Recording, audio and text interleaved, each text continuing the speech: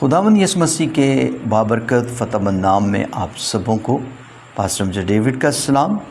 आइए अज़ीज़ो, आज का हवाला हम तलावत करेंगे रसूलों के माल उसका 3 बाब और उसकी 19 आयत से पढ़ते हैं तो कलाम में यूँ मरकूम है, पस तौबा करो और रजू लो ताकि तुम्हारे गुनाह मिटाए जाएं, इसी तरह खुदा के हुज़ूर से ताज़गी के दिन आएँ और वो उस मसीह को जो तुम्हारे वास्ते मुकर्रर हुआ है यानी यीशु को भेजे।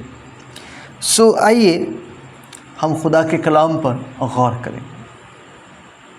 जब हम कलाम के इस हिस्से को पढ़ चुके हैं, इमाल की किताब उसका 3 बाब उसकी 19 आयत, बस तौबा करो रजू लो ताकि तुम्हारे गुनाह मिटाए जाएं, उसी के हुज़ूर से ताज़गी के दिन यानी बहाली के दिन वापस आओ। ये कब और किस वक़्त कहा गया?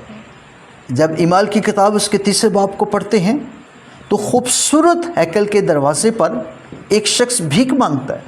तो पतरस और यूहन्ना बड़े गौर से उसकी तरफ मतवज्जो होकर उसकी तरफ देखते हैं और वो भी देखता है और उसको कहते हैं, देने के लिए हमारे पास सोना और चांदी तो नहीं है, लेकिन जो कुछ हमारे पास है हम तुम्हें दिए देते हैं, उठ और चल फिर। और वो जो लंगड़ा था वो कूद कर उठकर खड़ा हो गया और हैकल में जाकर खुदा की तमजीद करने लगा। जब लोगों ने उसको देखा तो ये वही शख्स है जो हैकल के खूबसूरत दरवाज़े पर भीख मांगा करता था। और जब उसको देखा ये कैसे चलने लगा तो पतरस ने बताया, ये वो यीशु है जिसको पिलातुस के सामने पेश किया गया और जिसको मसलूब किया गया और खुदावंद ने उससे मुर्दों में से जलाया। और यीशु 40 दिन दिखाई देता रहा, आसमान पर चला गया। उसने कहा, मैं दुनिया के आखिर तक तुम्हारे साथ हूँ, ईमान लाने वालों के दरमियान मुझसे होंगे। और ये वही यीशु है जिसने इस शख्स को शिफा बख्शी। तो उनको बताया गया, अगर तुम भी तौबा करो। तौबा का क्या मतलब है?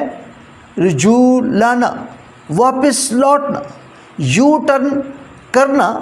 आप अपनी मर्ज़ी को छोड़कर खुदा की मर्ज़ी उसके कलाम के मुताबिक लौट आते हैं।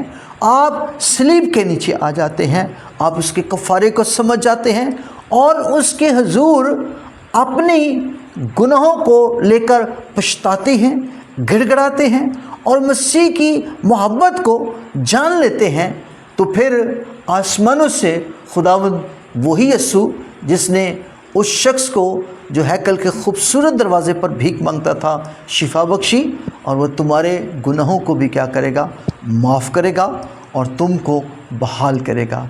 ये बहाली क्या है? जब इंसान की ज़िंदगी में तब्दीली आती है, बहाली आती है, तो उसकी गुनाह भी मिटते हैं, बीमारियां भी चली जाती हैं, रोग भी मिट जाते हैं, सब चीज़ें उसकी बहाल होना शुरू हो जाती हैं। ये खुदा की बहुत बड़ी मोहब्बत है। खुदावंद आप सबों को बरकत दे। God bless you.